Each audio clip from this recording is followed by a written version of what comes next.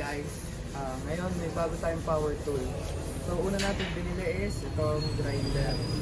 Tapos itong heat gun.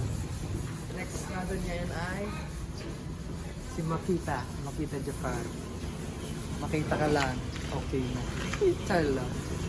So re-review natin itong Makita m9202m orbital sander. Orbital, bilog na Nikon. Panlihan. So, yung pagmano-manong liha, parang maghapon na natin gawa. Isang oras pa lang dito. Kaya napabili tayo nito.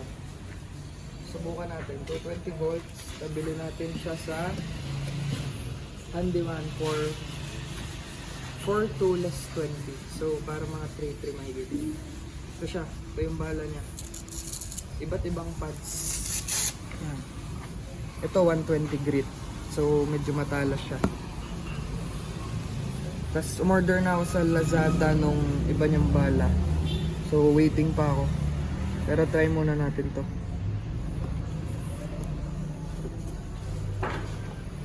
Pakita mo yung specs. Specs natin is yon 220 to 40 volts. 240 watts. Saan yung switch? Ganun. Ito yung switch po. So wala siya nung controller kung gaano kabilis. Single speed siya. So on, off. Pero maganda siya. Okay naman. Medyo mabigat. Saan? Tapos naubusan o lagas. Sa lata.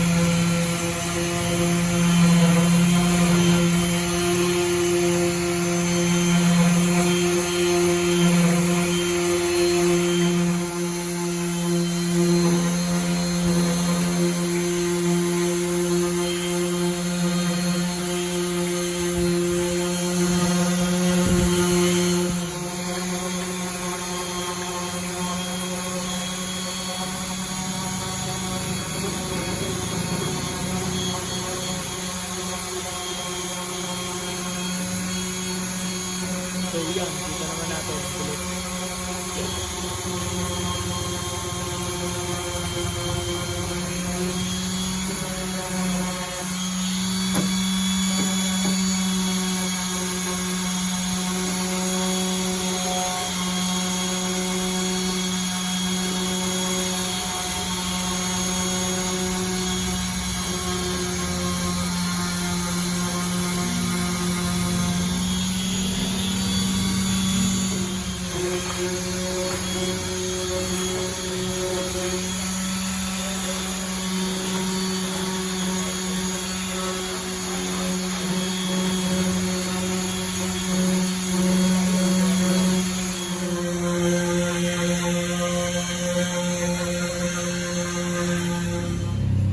Guys, yon, kita nyo na nung tinesting natin tong orbital sander from Makita.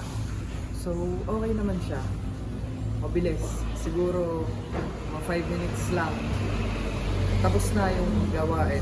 Eh, kung mano-mano yun, siguro abutin 2 hours or 3, ganun. So, napakalaking tulong niya sa shop natin. So, kung i-rate ko to ng 1 to 10, mga 10. Galing niya. So, mukha naman siya matibay. Yun. Update ko pa kayo sa mga susunod pa nating videos.